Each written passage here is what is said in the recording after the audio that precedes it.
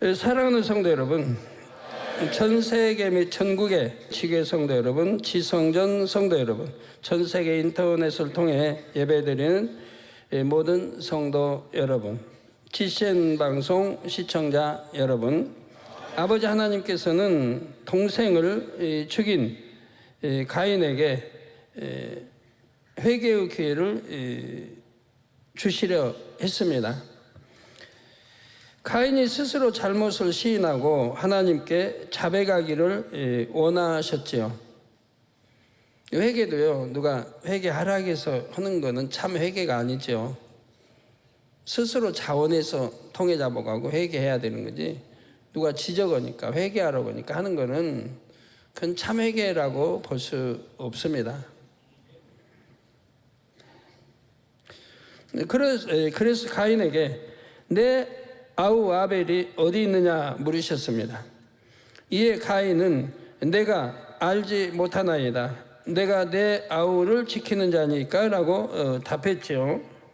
자기 악행을 숨기기에 급급하여 거짓말을 서슴지 않았고 하나님께 오만한 태도로 대답했습니다. 이에 하나님께서는 가인이 아벨을 죽였음을 알고 계심을 나타내십니다. 바로 본문 10절에 내가 무엇을 하였느냐, 내 아우의 핏소리가 땅에서부터 내게 호소하느니라고 말씀하신 것이죠.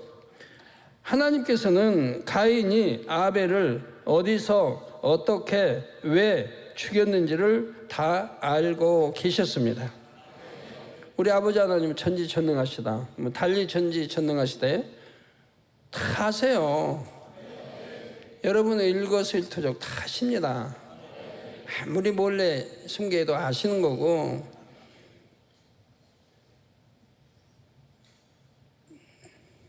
그래서 요나가 다시스로의 도망해서 배 밑창에 아무리 숨어 있어도 그 밑에 가서 잠을 자도 하나님은 다 찾아내시잖아요. 아무리 몰래 숨어도 아시는 거고요.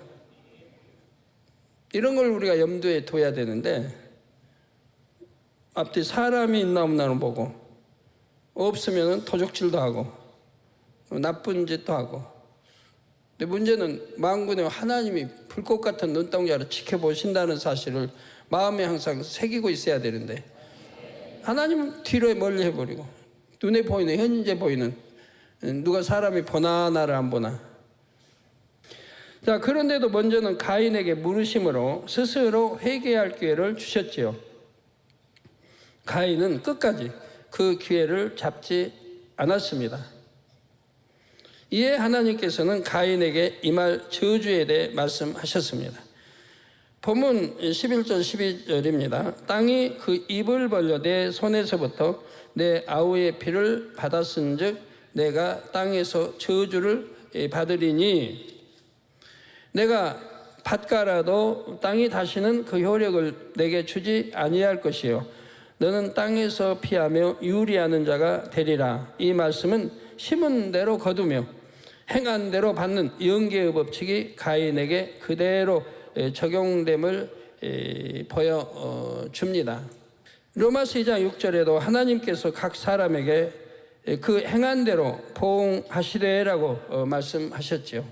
행한 대로 보응하십니다.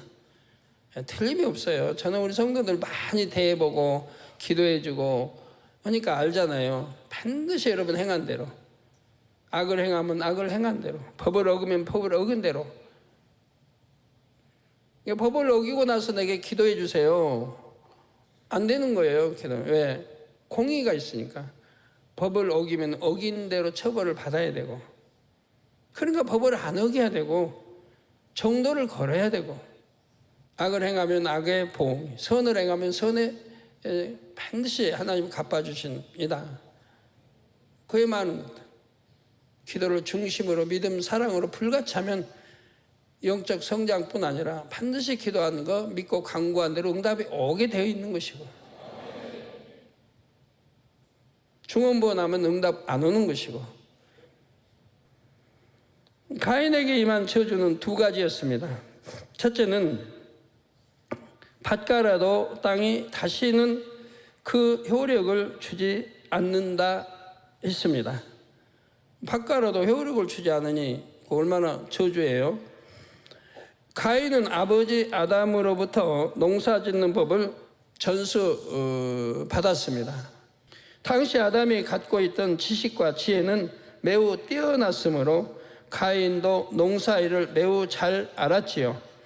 농사에 관해서는 전문가라고 해도 될 만큼 능숙한 농사꾼이었습니다. 이처럼 가인이 뛰어난 농사꾼이라 해도 땅이 그에게 아무 효력을 주지 않으면 좋은 열매를 맺을 수 없지요. 여기서 땅이 효력을 주지 않는다는 말씀은 무슨 뜻일까요?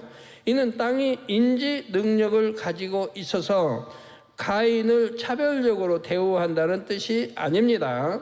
농부가 좋은 땅에 좋은 씨를 심고 아무리 잘 가꾼다 해도 하나님께서 도와주셔야만 좋은 열매를 얻을 수 있습니다. 만약 하나님 외면하신다고 하면 좋은 열매 못 거두면 아무리 땅이 좋았고 씨가 좋았고 부지런히 가꾼다 해도. 왜냐하면 예를 들어 비만 안 줘도 안 되잖아요. 비만 안 넣어 줘도. 햇빛도 뭐 일조량이 나쁘다든가 뭐야. 그 외에도 뭐 태풍 같은 거 와서 그냥 쓸어버려도 안 되는 거고. 하여튼 하나님이 도와주셔야죠. 즉 하나님께서 적당한 비, 바람, 햇볕을 주셔야만 농작물이 잘 자랄 수 있지요. 농부도 지혜롭고 부지런해야 하겠지만 근본적으로는 하나님께서 좋은 환경을 조성해 주셔야만 합니다. 첫째가 하나님이 도와주시고 그 다음에 나의 노력과 지식 모든 것들이 다 겸해져야 한단 말이에요. 첫째가 하나님. 근데 이 첫째가 하나님인 것을 여러분들이 등 뒤로 돌렸기 때문에, 무시했기 때문에 기도나 응답들을 못 받는 거지요. 믿음대로 된다 아무리 가르쳐도 그러면 그 말씀을 믿어버리면 뭐든지 어떤 병이라도 믿음대로 할 건데 안 한다 이 말이에요. 먹어도 약 먹어도 안 낫고 뭐 통증 있고 그러면 그냥 처방 따라 이렇게 하고 사람은 처방. 하나님을 믿는다고 하는 믿어드린다고 하는 게 없다 이 말이에요. 정말 하나님 믿는다고 하면 하나님께 맡기는 거예요. 성경도 그렇잖아요. 왕도 정말 하나님을 믿어드렸다면 의원들에게 가지 않았을 텐데 의원들에게 다 처방을 요구했단 말이에요. 근데 안 나았다 이 말이에요. 결국은 죽었더라. 하나님 말씀하잖아요. 하나님께 의뢰하지 않고 의원들에게 했기 때문에 결국은 죽었다. 이게 하나님께 의뢰해야 될 걸 말씀해요. 이게 믿음인 거예요. 이게 참 믿음, 참 마음, 참 믿음, 참 마음을 가졌으니까 진리, 영의 마음이니까 참 온전한 믿음이 오는 거예요. 히브리서 10장에 참 마음과 온전한 믿음. 이게 온전한 믿음인 거예요. 참 마음이 되면 온전한 믿음이 되는 거예요. 거짓이 없어요 내 안에. 이게 믿습니다 그러면 거짓이 아니에요. 참인 거예요. 근데 믿습니다고 해보다가 안 되면 세상 의뢰한다. 이건 이제 거짓의 마음이잖아요. 안 되면 의뢰한다. 그러나 참 믿음은 안 돼도 아버지 앞에 의뢰하고 돼도 의뢰, 안 돼도 의뢰하고 하여튼 아버지 앞에다 맡긴다. 끝까지. 그래서 농부도 지혜롭고 부지런해야겠지만 근본적으로 하나님께서 좋은 환경을 조성해 주셔야만 합니다. 그런데 가인은 이제 자신의 악행에 대한 보응을 공의에 따라 받아야 하지요. 만일 하나님께서 계속해서 가인에게 농사 짓기에 좋은 환경들을 조성해 주신다면 이는 공의에 어긋나는 일입니다. 따라서 이제는 하나님께서 가인의 농작물을 자연재해나 병충해로부터 지켜주실 수가 없습니다. 그 결과 가인이 아무리 지혜를 총동원하여 농사일을 한다 해도 자기 능력으로 좋은 열매를 거두지 못하게 되었지요. 즉 하나님의 은혜 안에 지킴받지 못함으로 풍부하고 윤택한 삶을 살지 못하게 된 것입니다. 이처럼 땅이 효력을 주지 않는다는 말씀에는 하나님의 은혜가 삶의 터전에서 떠남으로 윤택한 삶을 살지 못하게 된다는 의미가 담겨 있습니다. 가인이 범죄하기 전에는 땅으로부터 효력을 얻었습니다. 농사가 잘 되어 풍족한 결실을 거뒀고 윤택한 삶을 누렸지요. 누구든지 하나님의 말씀대로 순종하면 하나님의 인도와 보호를 받을 수 있습니다. 삶의 터전에서 열매를 풍성히 거둘 수가 있습니다. 성경에서 한 예를 말씀드리겠습니다. 창세기 26장에 보면 이삭이 흉년을 피해 거주지를 옮기는 장면이 나옵니다. 그때 하나님께서 이삭에게 나타나셔서 2절, 4절에 애굽으로 내려가지 말고 내가 내게 지시하는 땅에 거하라.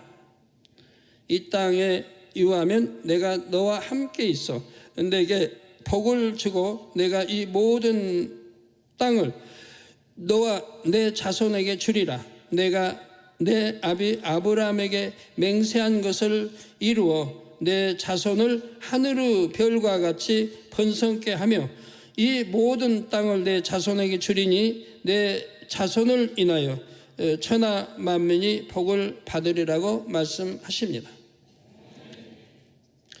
하나님께서는 아브라함에게 약속의 땅으로 주신 지역에 이삭이 머물러 살기를 바라셨습니다. 하나님 말씀하시면 그걸 명심했다가 그대로 지켜야 되는 거라 이 말이에요. 세월이 아무리 흘러도 지켜야 된다 이 말이에요. 잠시 흉년이 들었다 하여 하나님께서 주신 땅을 버리고 떠난다면 이는 하나님의 약속을 믿지 않는다는 증거이지요. 이삭은 하나님을 믿음으로 그 말씀에 그대로 순종했습니다. 그러자 정말 놀라운 축복이 임했습니다. 창세기 26장 12절에서 13절에 이삭이 그 땅에서 농사하여 그 해에 100배나 얻었고 여호와께서 복을 주심으로 그 사람이 창대하고 왕성하여 마침내 거부가 되었다 했습니다.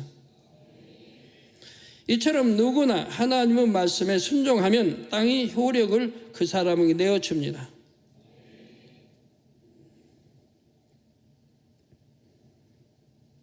곧 하나님께서 그 사람의 삶의 터전에 놀라운 축복을 내리신다는 사실입니다. 하나님께서는 이러한 내용을 율례로 정해서 이스라엘 백성에게 주셨습니다. 바로 레위기 25장 3절에서 4절의 안식년 제도이지요. 너는 6년 동안 그 밭에 파종하여 6년 동안 그 포도원을 다스려 그 열매를 거둘 것이나 제7년에는 땅으로 쉬어 안식하게 할지니 여호와께 대한 안식이라. 너는 그 밭에 파종하거나 포도원을 다스리지 말라고 명하셨습니다. 이는 출애굽한 이스라엘 백성들이 광야에 있을 때 주신 말씀으로 장차 가나안 땅에 들어가서 지켜야 할 율례 중 하나였지요. 가나안은 젖과 꿀이 흐르는 기름진 땅입니다. 그 땅에 들어가 정착하거든 6년 동안 농사를 지은 다음에는 7년째는 땅을 씌워주라는 말씀입니다. 육신의 생각을 가진 사람들은 이 말씀에 순종하기가 어렵지요. 그래서 하나님께서는 레위기 25장 20절에서 22절에 부가 설명을 해 주십니다. 혹 너희 말이 우리가 만일 제7년에 심지도 못하고 그 산물을 거두지도 못하면 무엇을 먹으리요 하겠으나 내가 명하여 내 제6년에 내 복을 너희에게 내려 그 소출이 3년 쓰기에 촉하게 할지라.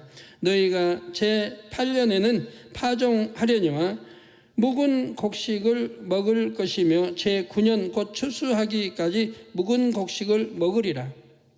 즉 6년째 풍년을 주셔서 앞으로 3년 동안 쓸 것을 넉넉하게 주시겠다고 약속하셨습니다. 왜 3년 양식이 필요합니까? 7년째 먹을 양식은 당연히 필요하고 7년째 일을 안 했으니 8년째 먹을 양식도 필요하지요. 또한 8년째 파종한 보리나 밀은 이듬해인 9년째가 되어야 추수할 수가 있습니다. 그래서 제9년 곧 추수하기까지 묵은 곡식 곧 6년째 추수한 양식을 먹으리라 하신 것입니다. 하나님께서는 이처럼 말씀에 순종하는 자녀들을 끝까지 다 책임져 주십니다. 오늘날 성도들은 11조를 통해 이러한 하나님의 축복을 받을 수 있습니다. 말라기 3장 10절에서 12절에 만군의 여호와가 이르노라 너희의 온전한 11조를 창고에 들여 나의 집에 양식이 있게 하고 그것으로 나를 시험하여 내가 하늘 문을 열고 너희에게 복을 쌓을 곳이 없도록 붙지 아니하나 보라. 만군의 여호와가 이르노라 내가 너희를 위하여 황충을 금하여 너희 토지 소산을 멸하지 않게 하며 너희 밭에 포도나무의 과실로 기한전에 떨어지지 않게 하리니 너희 땅이 아름다워짐으로 열방이 너희를 복되다 하리라. 만군의 여호와의 말이니라 말씀하셨지요. 이처럼 성도들이 온전한 11조를 드리면 하나님께서는 사업터나 일터를 지켜주시고 복을 내려주십니다. 하나님께서 불필요한 지출을 막아주시고 하늘문을 열고 복을 부어주시지요. 그런데 11조를 내기가 아까워 안 드리면 하나님께서 지켜주실 수가 없습니다. 혹 사기꾼이 속이고 있을 때 알려주시거나 막아주실 수 없고 사고나 질병으로부터 지켜주실 수도 없지요. 결과적으로 11조에 해당하는 액수보다 훨씬 큰 금액을 손해보는 일이 생깁니다. 이 또한 땅으로부터 그 효력을 얻지 못하는 것이죠. 이것이 가인에게 임한 첫째 저주였습니다. 이런 저주가 여러분에게 임하지 않도록 하나님과 담을 만들지 말아야 할 것입니다. 둘째 저주는 땅에서 피하며 유리하는 자가 된다 했습니다. 땅에서 피하며 유리하는 자가 된다. 이는 아버지로부터 물려받은 모든 것을 잃고 터전을 떠날 수밖에 없다는 의미입니다. 가인처럼 피치 못할 이유로 혹은 타의에 의해 강제로 유리하는 자가 되는 일은 매우 큰 벌이지요. 주로 전쟁 난민이 되거나 포로로 끌려가는 경우 유리하게 됩니다. 참으로 비참한 신세가 되지요. 그래서 열왕기하 20장 21장 8절에 보면 만일 이스라엘이 나의 모든 명령과 나의 종 모세의 명한 모든 율법을 지켜 행하면 내가 그들의 발로 다시는 그 열조에게 준 땅에서 떠나 유리하지 않게 하리라 했습니다. 하나님 말씀대로 살면, 하나님 계명 지켜 살면, 그런데 이어지는 다음 구절에서 남유다의 므낫세 왕이 저지른 악행이 나옵니다. 므낫세는 우상 숭배를 너무 심하게 했는데 심지어 자식들을 불에 태워 제사 지내기까지 했지요. 왕이 이렇게 하자 온 나라가 우상 숭배에 빠져들었습니다. 이에 대해 역대하 33장 9절에 유다와 예루살렘 거민이 므낫세의 꾀임을 받고 악을 행한 것이 여호와께서 이스라엘 자손 앞에서 멸하신 열방보다 더욱 심하였더라 했습니다. 또한 므낫세는 무죄한 자의 피를 심히 많이 흘렸지요. 바로 하나님께서 보내신 선지자들을 핍박하고 죽이기도 했던 것입니다. 전승에 의하면 이사야 선지자도 이 므낫세 앞에 의해 톱으로 켜는 끔찍한 형법으로 처형당했다고 하지요. 이에 하나님께서 므낫세를 심판하십니다. 역대하 33장 11절에 여호와께서 앗수르 왕의 군대 장관들로 와서 치게 하시매 저희가 므낫세를 사로잡고 쇠사슬로 결박하여 바벨론으로 끌어간지라 했습니다. 북이스라엘을 멸망시켰던 앗수르 대군이 이번에 유다를 공격한 것입니다.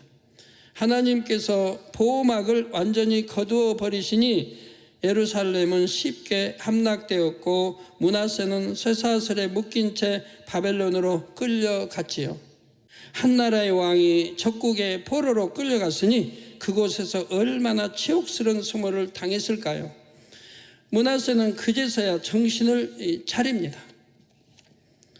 역대하 33장 12절 13절에 저가 환난을 당하여 그 하나님 여호와께 간구하고 그 열조의 하나님 앞에 크게 겸비하여 기도한 거로 하나님이 그 기도를 받으시며 그 간구를 들으시사 저로 예루살렘에 돌아와서 다시 왕위에 거하게 하심에 므낫세가 그제야 여호와께서 하나님이신 줄을 알았더라고 합니다. 므낫세는 이후 새로운 사람이 됐지요. 예루살렘에서 모든 우상을 제거하라는 명을 내렸고 여호와의 단을 보수하게 했습니다. 성도 여러분, 지금까지 하나님께서 가인에게 내리신 두 가지 벌을 말씀드렸습니다. 심은 대로 거두고 행한 대로 받는 이 영계의 법칙은 정확합니다. 그래서 믿음과 선과 사랑과 의를 심으면 반드시 복이 임하죠. 저 그런 책자들을 보시면 선을 행한 사람은 반드시 복을 받습니다. 사랑과 의를 지킨 사람은 후대에서도 칭송을 받고 그 후대 이렇게 받아가는 걸 봐요. 반대로 악과 죄를 심으면 질병, 사고 등의 시험 환난이 옵니다. 갈라디아 6장 8절에도 자기의 육체를 위하여 심은 자는 육체로부터 썩어진 것을 거두고 성령을 위하여 심는 자는 성령으로부터 영생을 거두리라 말씀했습니다. 따라서 혹 어떤 문제나 어려움이 생긴다면 그 원인은 어디서 찾아야 할까요? 먼저 내가 혹여 하나님 앞에 악과 죄를 심지 않았나 살펴야 합니다. 한편 나는 선과 사랑을 심었는데도 열매가 나타나지 않아요 라고 생각하시는 분이 계십니까? 예를 들어 물질을 많이 심었는데도 물질 축복을 받지 못하거나 하나님 앞에 충성한다고 했는데도 범사의 형통함을 받지 못합니다. 이런 경우들이 있다면 먼저 자신과 하나님과의 사이에 죄의 담이 있는지를 돌아보아야 하지요. 죄의 담이 있는 한은 축복이 임하지 않기 때문입니다. 심한 육체의 일을 행한 경우에는 회개했다 해도 보응이 따릅니다.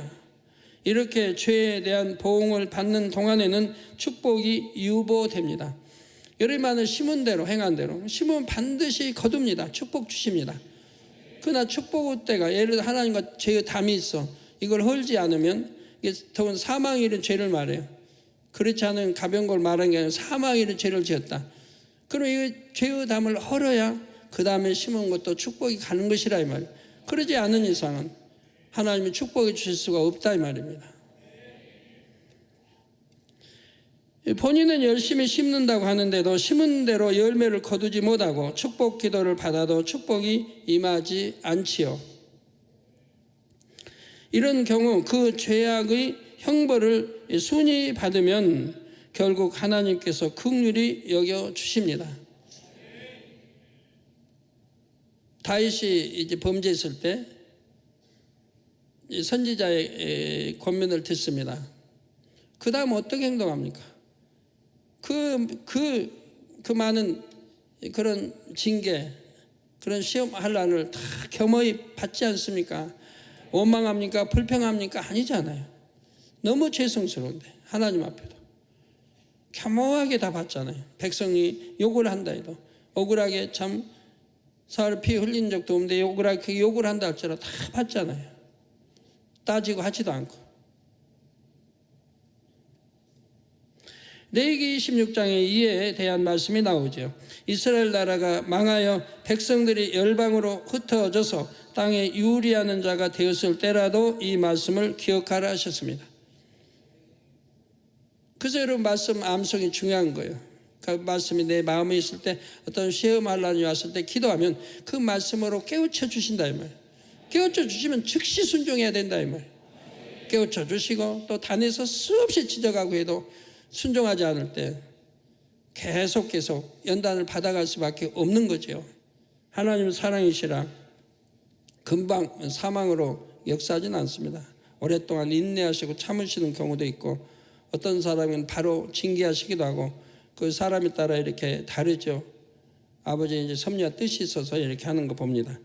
40장 2절에 보면 그들이 자기 죄와 그 열조의 죄와 및 그들이 나를 거스린 허물을 자복하고 또 자기들이 나를 대항하였으므로 나도 그들을 대항하여 그 대적의 땅으로 끌어갔음을 깨닫고 그 할례 받지 아니한 마음이 낮아져서 그 죄악의 형벌을 순히 받으면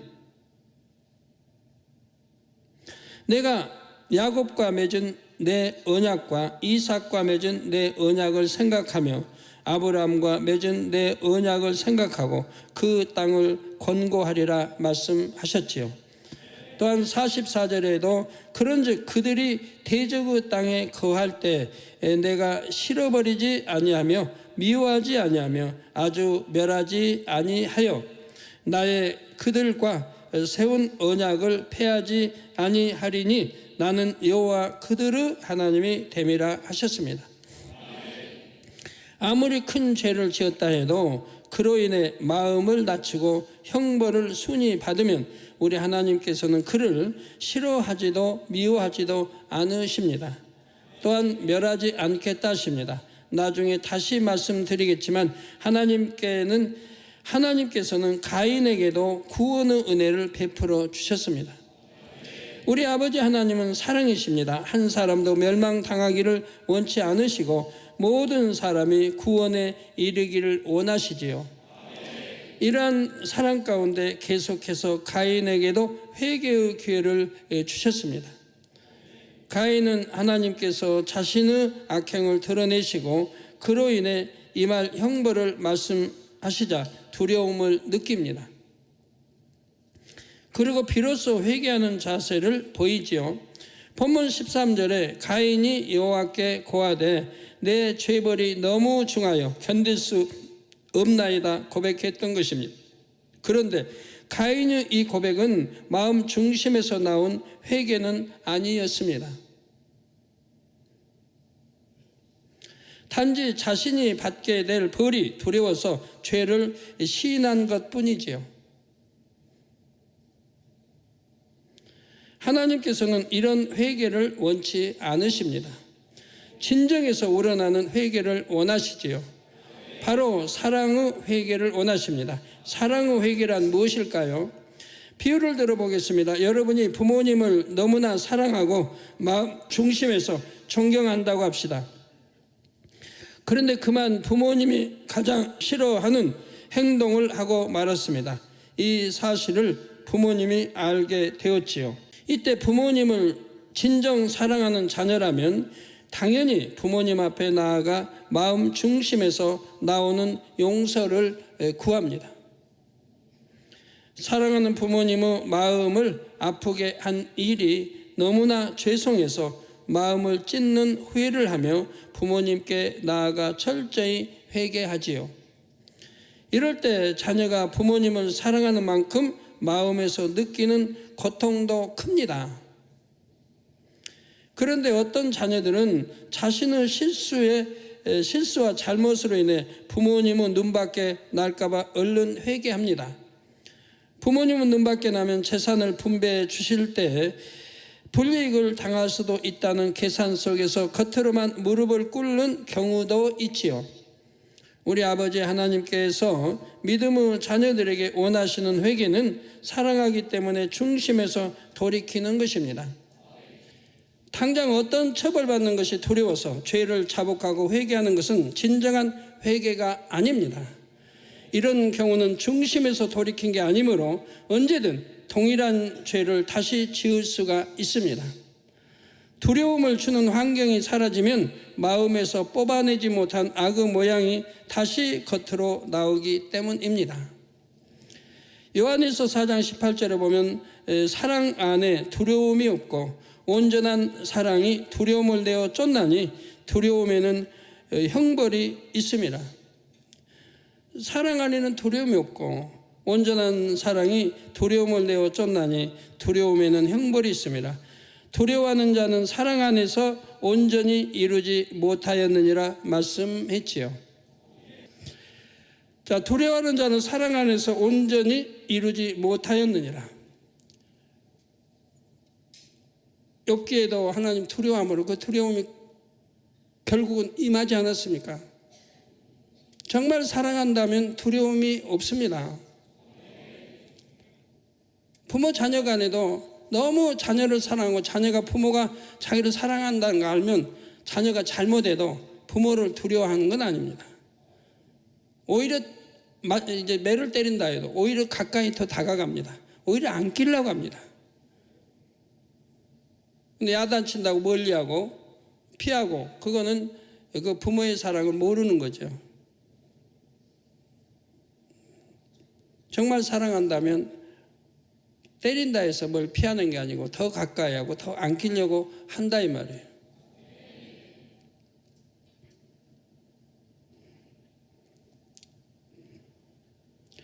형벌이 두려워서 억지로 계명을 지키는 사람은 하나님을 사랑한다 할 수 없습니다. 그걸 어찌 사랑이라고 하겠습니까? 형벌이 두렵기 때문에 지키는 것인데 내 마음 중심에서 우러나오는 그런 지킴이 돼야 하고 순종이 돼야 되죠. 사랑하기 때문에 계명을 지키는 것이 참이지요. 억지로 지키고 지켜야 되는 거 지키고 두려워서 지키고 무서워서 지키고 그게 아니라 내가 하나님을 사랑하기 때문에 마음에서 우러나는 계명을 지키는 이것이 참인 것이라 이 말이에요. 그 하나님이 누구신지 알죠. 하나님이 사랑이신 걸 알고 사랑이신 걸 알고 그걸 믿고 안다고 하면 하나님을 사랑할 수밖에 없고 첫째로 사랑할 수밖에 없고 첫째로 사랑한다고 하면 당연히 계명을 지켜 행할 것이라 이 말입니다. 이에 우리 예수님께서도 요한복음 14장 15절에 너희가 나를 사랑하면 나의 계명을 지키리라 말씀하셨습니다. 만약 우리가 주님을 사랑한다면 주님이 주신 계명 지킨다 이 말입니다. 영으로 들어가서 하나님을 제일로 사랑하는 사람은 죄를 짓지 않습니다. 그런데 영으로 들어가기 전이라도 하나님을 사랑하는 사람은 혹 죄를 짓는다 해도 바로 깨닫고 회개합니다. 내가 왜 아버지 하나님의 마음을 아프게 했을까 하고 두고두고 후회하며 다시는 그런 죄를 짓지 않기 위해 근신하며 살지요. 이러한 사랑의 회개를 했던 대표적인 인물로 다윗을 들 수 있습니다. 다윗이 밧세바를 취하고 그의 남편 우리야를 쾌계로 죽인 일에 대해 하나님께 책망을 받은 일이 있었지요. 그때 다윗은 이유나 핑계를 대지 않고 즉시로 회개했습니다. 당시 다윗의 심정이 시편 51편에 잘 나옵니다. 그 중에서 일부만 살펴보겠습니다.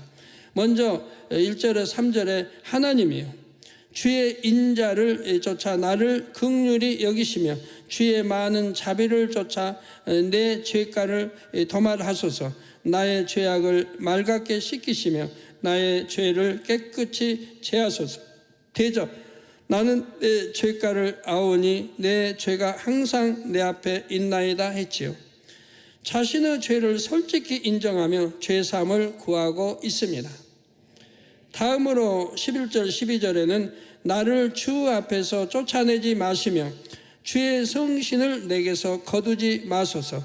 주의 구원의 즐거움을 내게 회복시키시고 자원하는 심령을 주사 나를 붙드소서 했지요. 다윗은 두려움으로 하나님을 멀리한 것이 아니라 오히려 어린아이가 엄마 품으로 파고들듯이 하나님의 은혜를 간구했습니다. 마지막으로 17절을 보면 하나님의 구하시는 제사는 상한 심령이라 하나님이여 상하고 통회하는 마음을 주께서 멸시치 아니하시리이다 했습니다. 다윗 자신이 중심에서 우러나는 사랑의 회개를 했기 까닭에 하나님께서도 들어주실 것을 확신하고 있죠. 이게 통해 자복해봐요. 정말 마음에서 회개했다고 하면 하나님이 내 죄를 용서하셨다는 것이 마음에서 옵니다. 내가 용서받았다는 거 오게 돼요. 다 사함받았다가 오게 돼요. 그 은혜는 하나님이 주시는 거죠. 미지근하게 숨길 거 숨기고 남길 거 남겼으니까 후련치도 못하는 것이고 여전히 공고하는 것이지.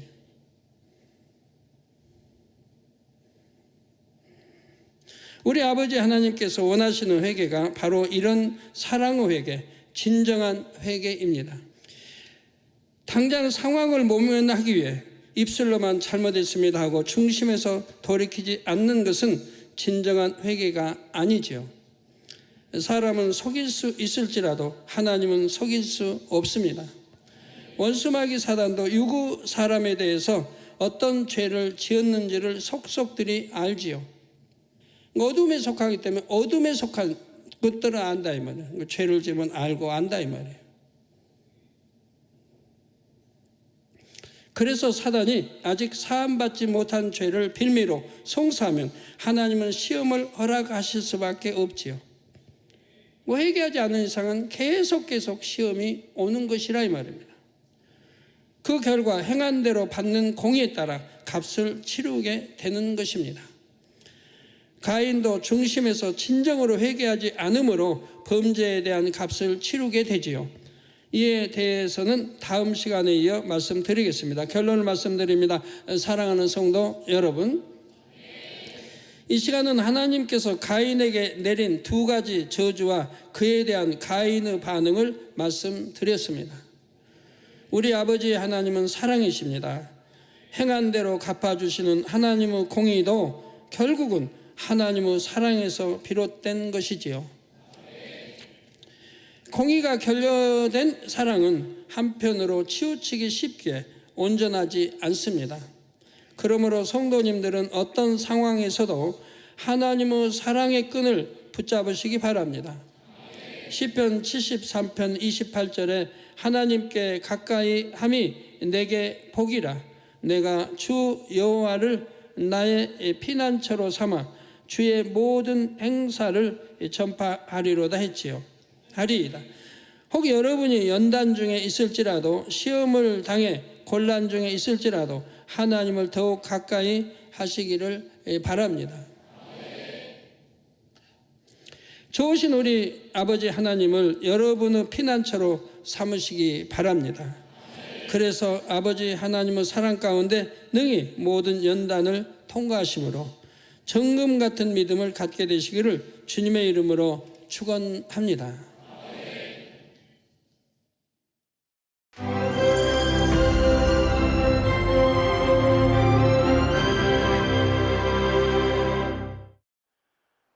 할렐루야. 전능하신 사랑의 아버지 하나님, 이 시간 기도받는 모든 성도님들 위해 안수하여 주옵소서.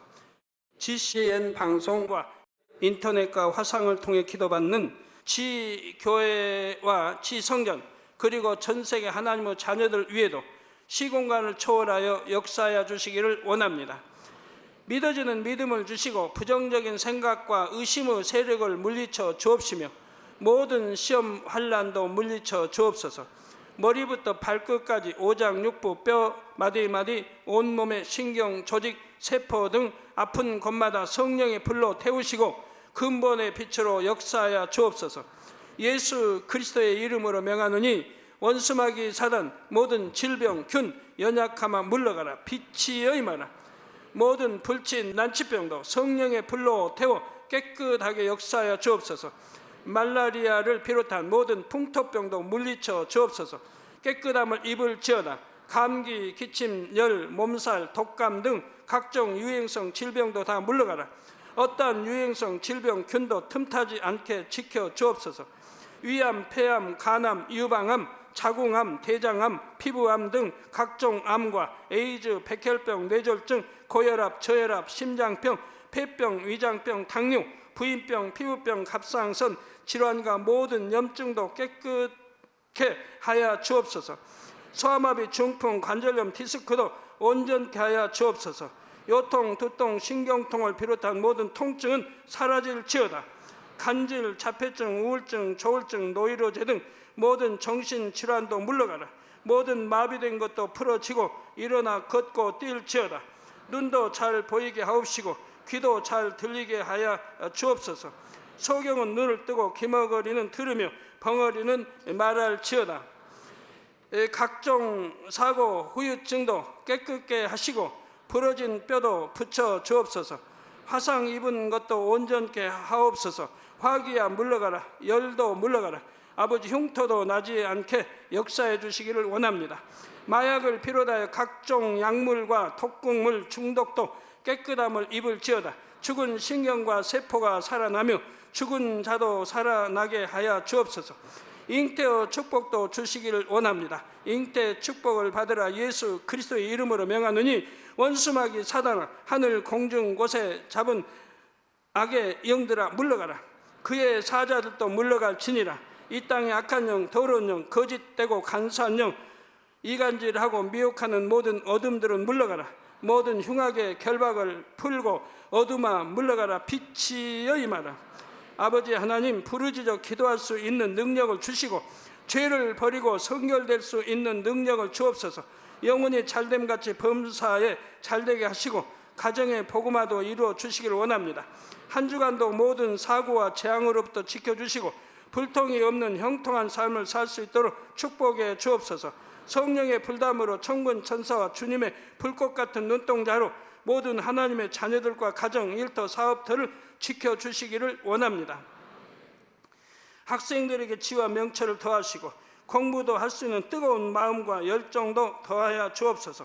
마음과 생각을 세상에 빼앗기지 않도록 지키시고 하나님을 뜨겁게 사랑하는 학생들로 축복하여 주옵소서. 하나님의 자녀들이 먹으나 마시나 입으나 무엇을 하든지 하나님 앞에 영광 돌리는 삶이 되게 축복하여 주시기를 원합니다. 나는 하나님을 만났노라, 체험했노라, 응답 받았노라, 축복 받았노라, 간증하는 입술이 되게 역사하여 주옵소서. 아버지 하나님 감사합니다. 홀로 영광 받으옵소서. 우리 주 예수 그리스도의 이름으로 기도하옵나이다. 아멘.